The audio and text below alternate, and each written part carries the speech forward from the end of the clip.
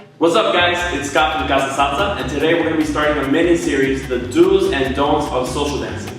But before we continue, make sure you hit the subscribe button so you are updated with everything that we're going to be uploading weekly. So our first topic today on the do's and don'ts of social dancing is number 1, don't be intimidated to go social dancing. Right? So I got a lot of students coming up to me, they feel like they're not ready, they're intimidated to go out dancing. When they actually are out dancing, they are intimidated by the people around them. And you don't want to be intimidated to go social dancing because social dancing is such a huge part of your growth in this salsa bachata world, right? It is a social dance at the end of the day.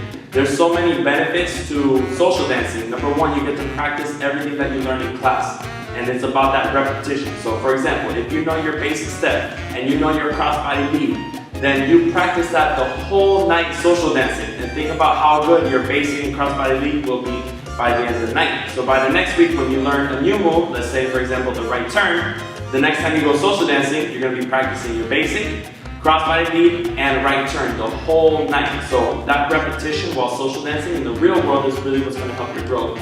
So what you should do is try and go out social dancing at least once a week. So think of this as extra practice outside of class. When you're going out social dancing, you're learning everything you learn in class, all the techniques, all the patterns, all the rules of following, and being able to apply it. And the more you apply it, the better you'll get as a dancer.